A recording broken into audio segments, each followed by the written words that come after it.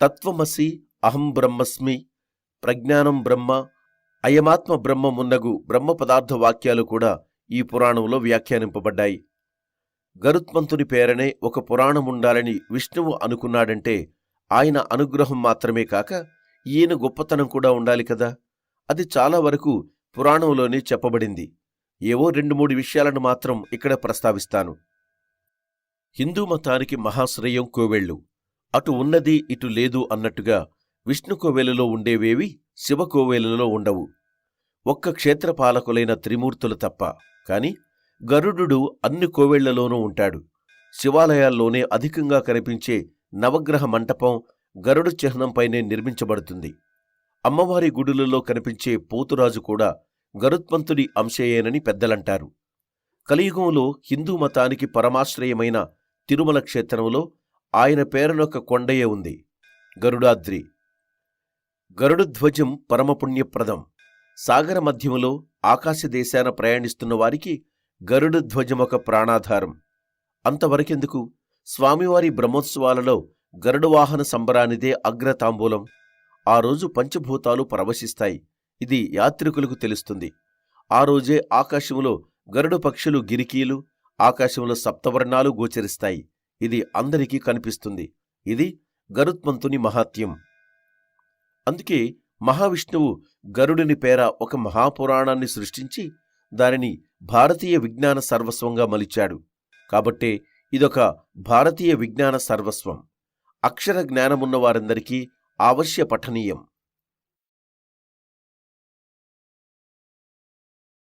Episode 30. గరుడ పురాణం అపోహలు. గరుడ పురాణాన్ని ఇంట్లో నిరభ్యంతరంగా ఉంచవచ్చు. పితృకర్మలు జరుపు దినాలలో గరుడు పురాణ శ్రవణము చాలా ప్రశస్తము. ఇంట్లో ఆ గ్రంథముండకూడదని మాత్రము కాదు అని ఆంధ్ర పౌరాణికులకు ఆరాధ్య దైవం, పౌరాణిక సార్వభౌమ, పురాణోపన్యాసకేసరి, తెలుగువాడికి తెలిసిన ఏకైక అభినవ సూత మహర్షి బ్రహ్మశ్రీ మల్లాది చంద్రశేఖర శాస్త్రిగారు తన సొంత లెటర్ హెడ్పై 1/7/2006ను పేర్కొంటూ పలువురి సంశయాలకు తెరదించారు. ఇక ఏ పురాణానికి ఇలాంటి ప్రమాణపత్రాన్ని ఇవ్వవలసి రాలేదే? మిగతా భాషల పౌరాణికనత్తములెవరికీ కూడా ఈ గరుడు పురాణానికి ఇటువంటి వివరణ పత్రమునివ్వవలసి రాలేదెందుకని? ఎందుకంటే ఒక్క తెలుగువారి ఇళ్లలోనే గరుడ పురాణం చదవకూడదని, ఇంట్లో ఉంచుకోకూడదని పెద్దలంటున్నారు. ఈ అప్రకటిత నిషేధానికి ప్రమాణం లేదు. తండ్రులు, తాతలు, ముత్తాతలు అన్నారని అనేసుకోవడమే. ఇలా ఎందుకు జరిగింది? వ్యాస మహర్షి పట్ల అసూయ వల్లనో, కోపం వల్లనో ఆయన కూర్చిన గ్రంథాన్ని అప్రతిష్ఠపాలు చేశారనుకోలేము కదా. ఎందుకంటే ఆయన మనకు దైవ సమానుడే. మన మత గ్రంథాలలో సింహభాగం ఆయన ప్రసాదాలే. ప్రేతఖండం ఉంది కాబట్టి ఆ 12 రోజుల్లో తప్ప ఇంకెప్పుడు ఈ పురాణాన్ని చదవకూడదు అని చెప్పే పెద్దలు గరుడు పురాణంలో పొందుపరచబడిన మిగతా విషయాలను పట్టించుకోరేమి? మొత్తం పురాణంలో 320 అధ్యాయాలుంటే ఈ అందరినీ భయపెట్టిన ప్రేతఖండం లేదా ప్రేతకాండ 50 అధ్యాయాల్లోనే ఉంది కదా. మరి మిగతా 270 అధ్యాయాలలో ఉన్న మహా విషయాన్నెందుకు చదవకూడదు? అసలు ఆ అధ్యాయాలలో ఏముంది? సర్గవర్ణనం, దేవార్చనం, తీర్థ మహాత్మ్యం, భువన వృత్తాంతము, మన్వంతరం, వర్ణధర్మాలు, ఆశ్రమధర్మాలు, దానధర్మం, రాజధర్మం, వ్యవహారం, వంశానుచరితం, వ్రతం, నిదానపూర్వక అష్టాంగ ఆయుర్వేదం, సంస్కృత వ్యాకరణం, ప్రళయం, ధర్మం, కర్మం, కామం, అర్థం, ఉత్తమ జ్ఞానం, విష్ణుదేవుని మాయామయ, సహజలీలల విస్తార వర్ణనం ఇవన్నీ ఈ పురాణంలో ఉన్నాయి. వీటిని తెలుగువారికి దూరం చేసి గరుడు పురాణమంటే ప్రేతఖండమొక్కటే అనే అపప్రథను ప్రజల హృదయాలలో ముద్రించారు. శివ, విష్ణు, సరస్వత్యాది రహస్య పూజలున్నాయి. ముఖ్యంగా ఖం, ఠం, ఫం, షం, గదాయై నమః వంటి అరుదైన బీజయుక్త గుప్త మంత్రాలున్నాయి. హ్రా గుణింతంలో షడంగన్యాసముంది. విశేషమేమిటంటే గరుడు పురాణంలోని సాధనలకు కులగురువు లేదా పురోహితుడు మున్నగువారి అవసరమున్నట్లు చెప్పబడలేదు. న్యాసానికి, సంధ్యావందనానికి అవసరమైన అన్ని మంత్రాలు బీజక్షరాలతో సహా ఉన్నాయి. అజ్ఞానాన్ని, అనైశ్వర్యాన్ని కూడా పూజించగలిగే సంస్కారం ఇందులో ఉంది. ముద్రణలో చాలా అరుదుగా కనిపించే అంజలిబద్ధ, వందిని, హృదయాసక్తాది ముద్రలు ఎలా ప్రదర్శించి ఆయా దేవతల్ని ఎలా వశం చేసుకోవాలో ఇందులో ఉంది.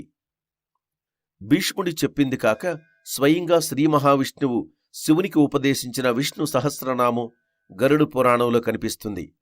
మన దురదృష్టం వల్ల ఈ మహామంత్రం కూడా విష్ణు పంజర స్తోత్రం, మృత్యుంజయ మంత్ర జపమహిమ వంటి మహావిషయాలతో సహా తెలుగువారికి తెలియకుండా పోయింది. ఓం జుంసహ అనే 3 అక్షరాలతో మృత్యువును జయించగలిగే గొప్ప మంత్రం మృత్యుంజయ మంత్రం. ఇతరత్ర దుర్లభమైన అమృతేశ్వరారాధన, షడంగ పూజా విధానం కలవు. ప్రాణేశ్వరీ విద్య ఉంది. విషానికి మంత్రః ఔషధ విరుగుడు, గరుత్మంతుని మంత్రాలు ఉన్నాయి. నిజానికి గరుడ పురాణం ఒక మంత్రశాస్త్రం, అరుదైన మంత్రాల మంజూష. పంచముఖ శివుని పూజా విధానం, త్రిపురేశ్వరీ సాధన, విషదూరక మంత్రాలు కలవు. గోపాల మంత్రం, దానితో పాటు సాంగోపాంగముగా మిక్కిలి కష్టసాధ్యమైన గోపాల దేవతారాధన విధి చెప్పబడింది. ఇలా 100 కొద్దీ మంత్రాలు, బీజాక్షరాలు, హైగ్రీవ మూలమంత్రం, పూజనా విధి, గాయత్రి మంత్రోపాసన, ఎక్కడా కనిపించని గాయత్రి మంత్ర చతుర్థపాదం వాస్తు నియమాలు, సాముద్రికం, నాడీ ప్రవాహం, శాలగ్రామ, రత్నశాస్త్రాలు మున్నగు ఎన్నో విషయాలు గరుడ పురాణంలో సంపూర్ణంగా చర్చించబడ్డాయి. గారడీ విద్య గరుడ పురాణానికి ప్రత్యేకం. గరుడ పురాణం వైష్ణవ పురాణమే అయినా ఇందులో శివరాత్రి మహాత్మ్యముంది. ఎవరికో గాని తెలియని శివుని అవతారాలున్నాయి. అనేక మంత్రయుక్త వైష్ణవ కవచం, సర్వకామప్రద విద్య, విష్ణు ధర్మాఖ్య విద్య గరుడ పురాణంలో ఉపదేశించబడ్డాయి. వీటిని ఉపాసించువారికి అపజయముండదు. గారుడీ విద్య సకల శుభకారకము. ఆయుర్వేద ప్రకరణంలో రోగాలకు మందులే కాక శృంగార సర్వస్వమే ఉంది. మదనకేళిలో ఎంతమందినైనా సంతృప్తిపరచగలిగే మందులు, తయారీ, వినియోగ, అనుపాన విధానాలతో సహా ఈ పురాణంలో చెప్పబడ్డాయి. అదృశ్య రూపానికి, ప్రకృతిని స్వల్పంగా జయించడానికి, నిత్య యవ్వనానికి, పునర్వ్యవ్యవనానికి, ఇలా స్త్రీ పురుషులు మనసారా కోరుకునే మరియు చెప్పుకోలేని వాంఛలు తీర్చుకునే సాధనాలెన్నో ఉన్నాయి. దీనిని పురాణంగా పల్లెటూళ్లలో గాని పట్టణాలలో చెప్పి రక్తి కట్టించడం కష్టమనే ఒక దురభిప్రాయం ఈ పురాణానికి రావలసినంత ప్రాచుర్యం రాకపోవడానికి కారణం కావచ్చు. అందువల్ల ఈ పురాణం ఒకటుందనే విషయాన్నే ప్రజలు పట్టించుకోకపోవడం జరిగినప్పుడు వ్యాసమహర్షి రాసిన పురాణం కనుమరుగైపోతుందనే భయంతో ప్రేతఖండాన్ని మాత్రమే బయటకు తెచ్చి దానిని అపరకర్మ జరిగే రోజులలో పఠించాలని విధించి ఉండవచ్చు. కాలక్రమాన గరుడ పురాణం గురించి ఎవరైనా ఇది నాకు పూర్తిగా కావాలి అని అడిగినా అలసత్వం కొద్దిగాని, దుర్వినియోగమవుతుందనే భయం కొద్దిగాని సంస్కృతంలో ఉన్న దానిని తెలుగులోకి మన పండితులు తీసుకుని రాకపోయి ఉండవచ్చు. అందుకే తెలుగులో సంపూర్ణ గరుడ పురాణం కనబడడం లేదు. ఎపిసోడ్ 31 గరుడ పురాణం పూర్వఖండం ఆచారకాండ.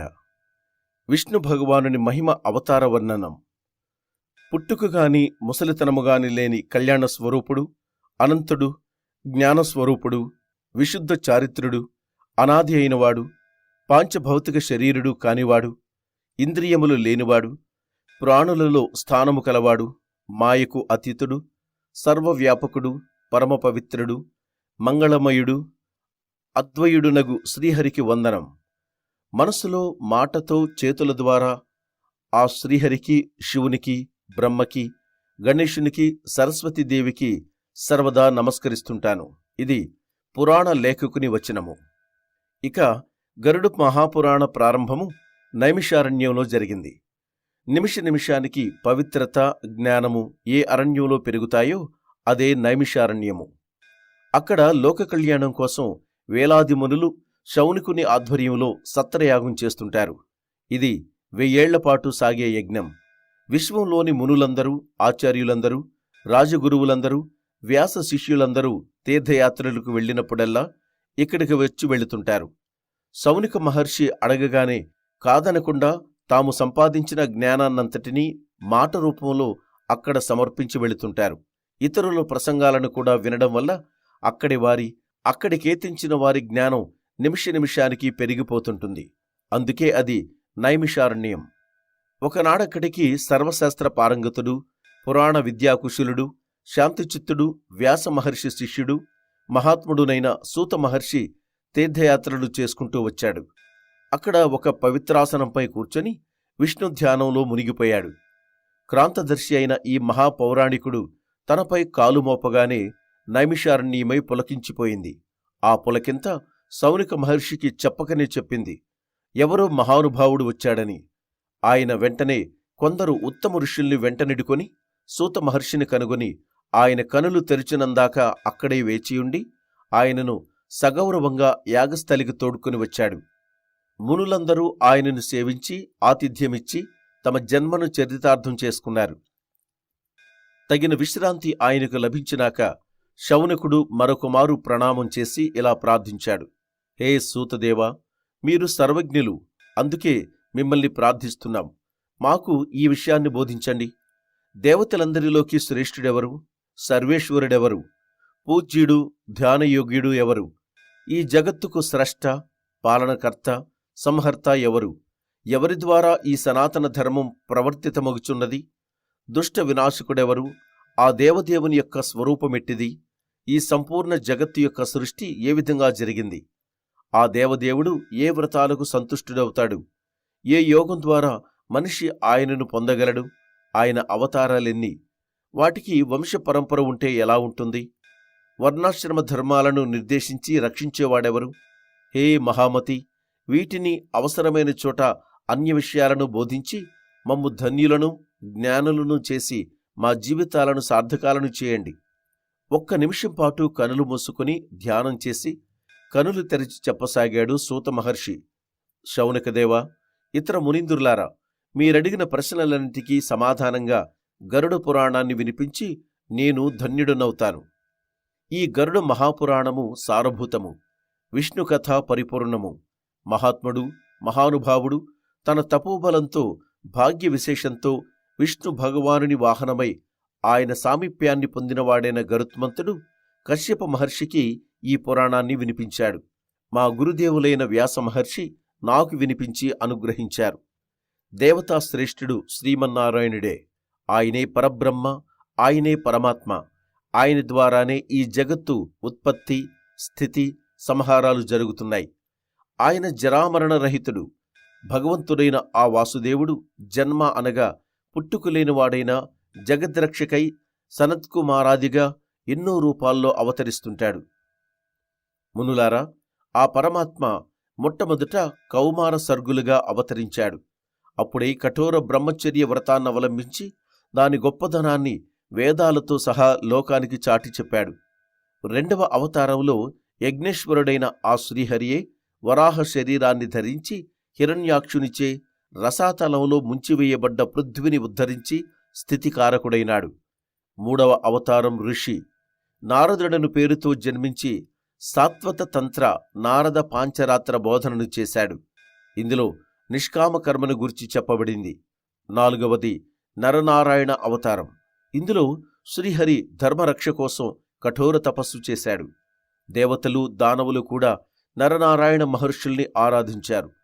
ఐదవ అవతారంలో శ్రీహరి కపిలనామంతో సిద్ధులలో సర్వశ్రేష్ఠునిగా జనించి కాలగర్భంలో కలిసిపోయిందనుకున్న సంఖ్యాశాస్త్రాన్ని సముద్ధరించి ప్రపంచానికి ప్రసాదించాడు. ఆరవ అవతారం దత్తాత్రేయుడు అత్రి మహర్షి అనసూయ దంపతులకు ఒకప్పుడిచ్చిన వరాన్ని పురస్కరించుకొని శ్రీహరి వారికి పుత్రునిగా జన్మించి కొన్ని వందల మందికి జ్ఞానోపదేశాన్నిచ్చాడు. ముఖ్యంగా అలర్క మహారాజుకి, ప్రహ్లాదునికి బ్రహ్మ విద్యను ఉపదేశించాడు. ఏడవ అవతారం యజ్ఞదేవనామకం. శ్రీమన్నారాయణుడు రుచి, ప్రజాపతి, ఆకూతి దంపతులకు మన స్వయంభవ మన్వంతరంలోనే జన్మించి ఇంద్రాది దేవగణాలచే అద్భుతమైన యజ్ఞాలను చేయించి అందరికీ వాటి పద్ధతిని బోధించి యజ్ఞదేవుడను పేర పూజలందుకున్నాడు. ఎనిమిదవ అవతారం వృషభదేవుడు. కేశవుడే నాభి, మేరుదేవి దంపతుల పుత్రునిగా జనించి స్త్రీలకు పరమాదర్శంగా గృహస్థాశ్రమాన్ని నిర్దేశించి నియమాల నేర్పరిచి సర్వాశ్రమాల చేత నమస్కరింపబడేటంత శ్రేష్టంగా గృహస్థాశ్రమాన్ని సిద్ధం చేశాడు. ఋషులు ప్రార్థించగా లక్ష్మీనాథుడు పృథు మహారాజుగా పుట్టి గోరూపంలోనున్న పృథ్వి నుండి దుగ్ధమును వలె అన్నాదికములను, ఔషధ రాశులను పిండి పితికి మానవజాతికి ప్రసాదించాడు. ఇది ఆయన 9వ అవతారమైంది. భగవంతుని 10వ అవతారము మత్స్యావతారం. చాక్షుష మన్వంతరం చివర్లో ప్రళయం వచ్చినప్పుడు విష్ణు ఒక బ్రహ్మాండమైన చేపరూపాన్ని ధరించి భూమినే నావగా మార్చి వైవస్వత మనువును ప్రాతినిధ్య జీవరాశులతో సహా అందులోకి రమ్మని ఆదేశించి ఆ పడవ మునిగిపోకుండా కాపాడి సృష్టిని రక్షించాడు. కూర్మావతారం మహావిష్ణువు యొక్క 11వ అవతారం. క్షీరసాగర మథనవేళ మందర పర్వతం మునిగిపోకుండా కాపాడి అమృతాన్ని తేవడం కోసం, వైద్యశాస్త్రాన్ని ప్రపంచానికి ప్రసాదించడం కోసం, దేవతలను తన్ని అమృతాన్ని లాక్కున్న దానవులను మురిపించి మరిపించి అమృతాన్ని సన్మార్గులైన దేవతలకీయడం కోసం క్రమంగా ఆదికూర్మ, ధన్వంతరి, మోహిని అవతారాలను మహావిష్ణువే ఎత్తవలసి వచ్చింది. 14వదైన నృసింహ అవతారంలో శ్రీ మహావిష్ణువు హిరణ్యకశిపుని బారి నుండి ప్రహ్లాదుని, సకల లోకాలను రక్షించాడు.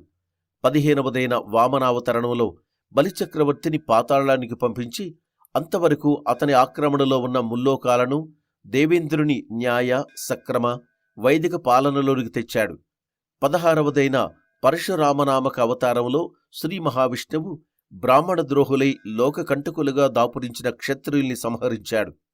ఆపై 17వదైన వ్యాసనామక అవతారంలో ఆయన పరాశరునికి సత్యవతి ద్వారా జన్మించి వేదాలను సంస్కరించి, పరిష్కరించి, బోధించి జనంలోకి తెచ్చాడు. శ్రీ మహావిష్ణువు దానవ సంహారానికై కౌసల్య దశరథుల పుత్రుడై శ్రీరాముడను పేర అవతరించి రావణ సంహారం, దేవతల ఉద్ధరణ గావించాడు. ఆయన యొక్క 19వ, 20వ అవతారాలు బలరామ, శ్రీకృష్ణులు. ఈ అవతారాలలో స్వామి దుష్ట శిక్షణ, శిష్టరక్షణ తాను చేయడమే కాక తన వారిచేత దగ్గరుండి చేయించాడు. దానవాంశతో పుట్టిన మానవులు లక్షల సంఖ్యలో మడిసిపోగా భూభారం తగ్గింది. త్వరలోనే శ్రీహరి కీకట దేశంలో జనపుత్రునిగా బుద్ధనామంతో జనించి దేవద్రోహులను మోహంలో ముంచెత్తి లోకాలను రక్షిస్తాడు. ఇది ఆయన 21వ అవతారం. 22వ అవతారం కలియుగం 8వ సంధ్యలో రాబోతోంది. రాజవర్గం సమాప్తమై అరాచకం చెలరేగినప్పుడు శ్రీహరి విష్ణుయేశుడను బ్రాహ్మణునింట కల్కి అనే పేరుతో అవతరించి లోకాన్ని చక్కబరుస్తాడు. ఇవి కాక ఇంకా అసంఖ్యాక సందర్భాలలో శ్రీ మహావిష్ణువు భూమిపై అవతరించాడు. మనువులుగా జాతి చరిత్రగతిని మార్చగలిగే మహర్షులుగా ఆయనే ఉద్భవించాడు. విష్ణు విభూతులుగా పేరొందిన ఈ అంశాలని మా గురువుగారు వేదవ్యాస భగవానులు మాతో గరుడ మహాపురాణముని పేరిట అధ్యయనం చేయించారు. ఎపిసోడ్ 32.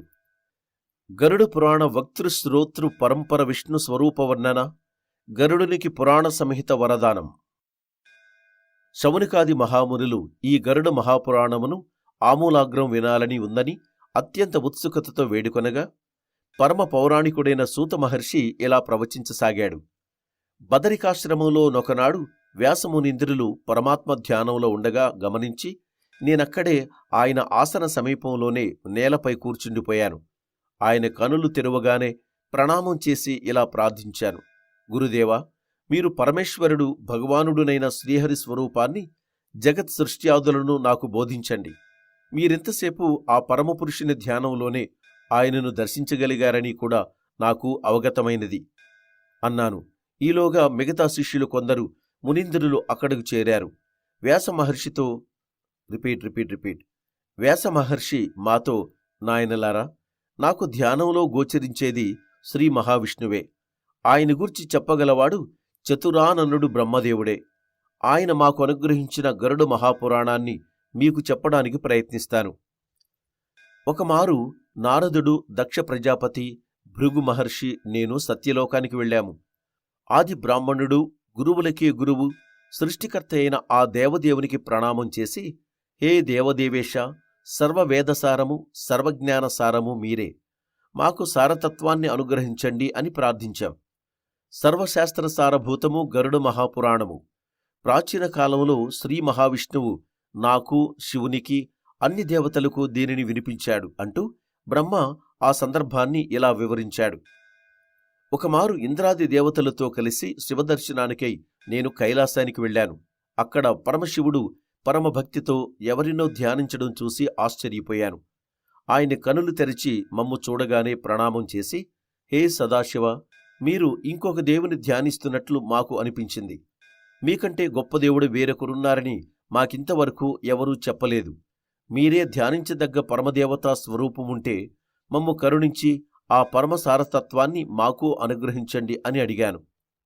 బ్రహ్మాది దేవతలారా, నేను సర్వఫలదాయకుడు, సర్వవ్యాపి, సర్వరూపుడు, సర్వప్రాణి హృదయవాసి, పరమాత్మ, సర్వేశ్వరుడునగు విష్ణు భగవానుని సదా ధ్యానిస్తుంటాను.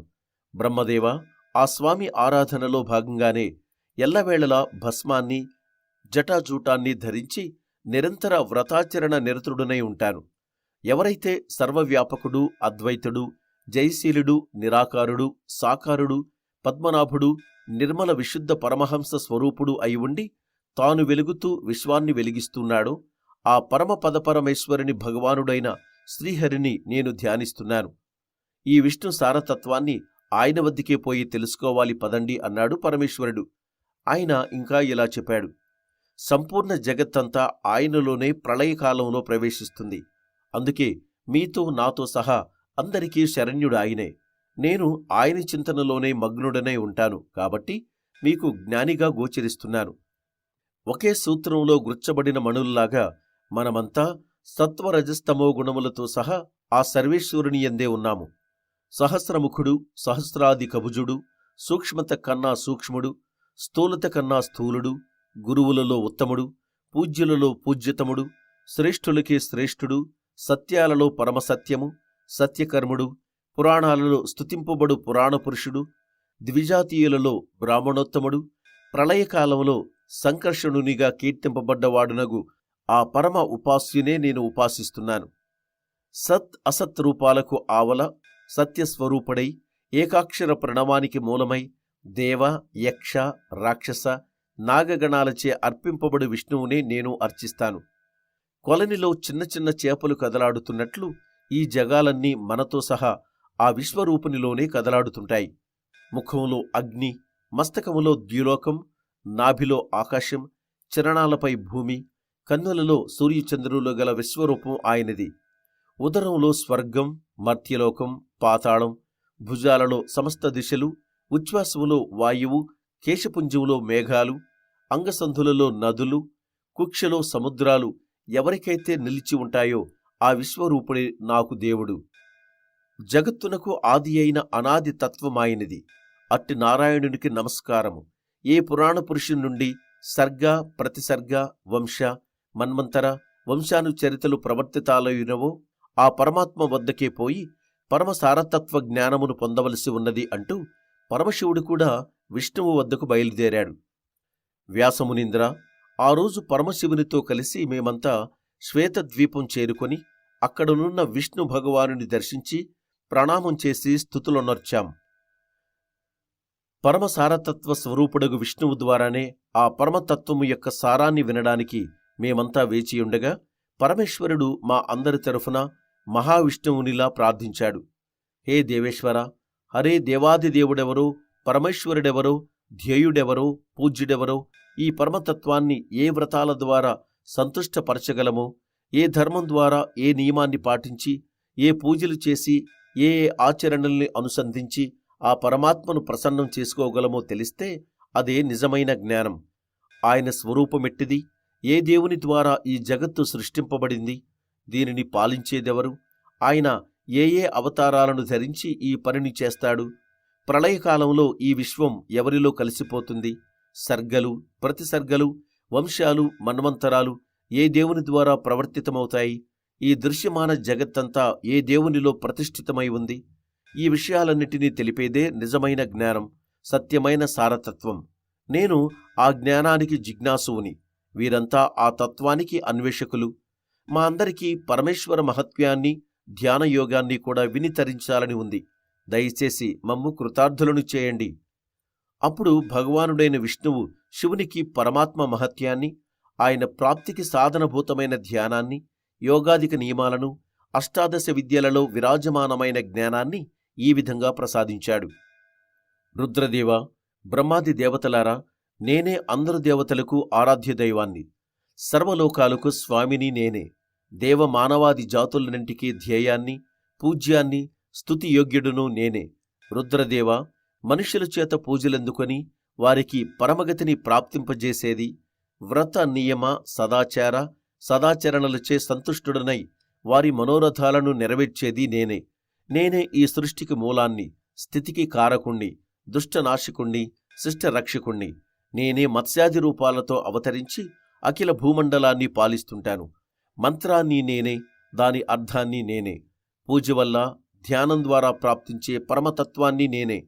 స్వర్గాదులను సృష్టించినది నేనే, ఆ స్వర్గాదులు నేనే. యోగిని, యోగాన్ని, ఆద్యయోగాన్ని, పురాణాన్ని నేనే. జ్ఞాతను, శ్రోతను, మననకర్తను కూడా నేనే. సంభాషింపబడు విషయాన్ని, సంభాషించే వ్యక్తిని నేనే. ఈ జగత్తును నేనే. అందులోని సమస్త పదార్థాలు నా స్వరూపాలే. భోగ మోక్షప్రదాయకమైన పరమదైవాన్ని నేనే. ధ్యానం, పూజ, వాటి ఉపచారాలు, సర్వతో భద్రాద్రి మండలాలు నేనే. హే శివాది దైవతములారా, నేనే వేదాన్ని, ఇతిహాస స్వరూపుడను, సర్వజ్ఞానమయుడను, సర్వలోకమయుడను, బ్రహ్మాది దేవతల ఆత్మస్వరూపుడను నేనే. సాక్షాత్ సదాచారాన్ని, ధర్మాన్ని, వైష్ణవాన్ని, వర్ణాశ్రమాన్ని, వాటి వెనుకనున్న సనాతన ధర్మాన్ని నేనే. యమనియమాలు, వ్రతాలు, సూర్యచంద్ర మంగళాది గ్రహాలు నేనే. ప్రాచీన కాలంలో పక్షిరాజైన గరుత్మంతుడు గొప్ప తపస్సు ద్వారా నన్ను ఆరాధించాడు. అతని తపస్సు వల్ల సంతుష్టుడనై సాక్షాత్కరించి, నీకేం కావాలో కోరుకో అన్నాను. దేవదేవా, నాగులు నా తల్లిని దాసిగా చేసుకున్నారు. ఆమెను ఆ దాసిత్వ గ్రహణం నుండి విడిపించడానికి అమృతం కావాలి. మీరు నాకు వరమిస్తే నేను అవసరమైన వారిని గెలిచి నా తల్లికి దాస విముక్తిని గావించి వచ్చి మీ వాహనంగా శాశ్వతంగా నిలిచిపోతాను. మీరు వరమిస్తే మహాబలశాలిగా, మహాశక్తిశాలిగా, సర్వజ్ఞునిగా, పురాణ సంహిత రచనాకారునిగా మీ సన్నిధిలోనే ఉంటూ మిమ్మల్ని సేవించుకుంటూ ప్రపంచానికి మేలు చేయగలుగుతాను. ఇదే నా ప్రార్థన అని వరం కోరుకున్నాడు గరుత్మంతుడు. అప్పుడు నేను ఇలా ఆశీర్వదించాను. ఓ పక్షిరాజా, నీవడిగిన వరం నీకు సంపూర్ణంగా లభిస్తుంది. నాగదాస్యం నుండి నీ తల్లి వినతకు విముక్తి లభిస్తుంది. దేవతలనందరినీ ఓడించి అమృతాన్ని అవలీలగా సాధించి తేగలవు. అత్యంత శక్తి సంపన్నతను కూడా సాధించి నా వాహనానివి కాగలవు. అన్ని రకాల విషయాలను విరిచివేసే శక్తి కూడా నీకుంటుంది. నా కృప వల్ల నీవు నాగాధరణే సంహిత రూపంలో ప్రవచనం చేస్తావు. నా స్వరూప మహత్మ్యాలే నీవి కూడా అవుతాయి. నా గురించి నీవు ప్రవచించే పురాణ సంహిత నీ పేరిటనే గరుడ పురాణముని పేరుతో లోకంలో ప్రసిద్ధమవుతుంది. ఓ ఈ వినతసుత, దేవగణాలలో ఐశ్వర్యానికి, శ్రీరూపానికి నాకున్న విఖ్యాతి అయి పురాణాలలో నీ ఈ గరుడ పురాణానికుంటుంది. విశ్వంలో నా సంకీర్తన జరిగే ప్రతిచోట నీ కీర్తన కూడా జరుగుతుంది. ఇక నీవు నన్ను ధ్యానించి ఆ పురాణ ప్రణయనాన్ని గావించు. ఇంతవరకు చెప్పి మహావిష్ణువు ఇంకా ఇలా అన్నాడు. పరమశివ, నా ద్వారా గ్రహించిన గరుడ పురాణాన్ని గరుడు కశ్యప మహర్షికి వినిపించాడు. కశ్యపుడి పురాణాన్ని వినడం వల్ల అబ్బిన గారు విద్యాబలం వల్ల ఒక కాలిపోయిన చెట్టును తిరిగి బ్రతికించగలిగాడు. గరుడు కూడా ఈ విద్య ద్వారా అనేక ప్రాణుల్ని పునర్జీవితుల్ని చేశాడు. యక్షి ఓం ఓం స్వాహ అనే మంత్రాన్ని జపిస్తే గారుడి పరావిద్యను పొందే యోగ్యత లభిస్తుంది. రుద్రదేవ, నా స్వరూపంచే పరిపూర్ణమైన గరుడిని జ్ఞానముఖం ద్వారా వెలువడిన గరుడ మహాపురాణాన్ని మీరు వినండి. ఎపిసోడ్ 33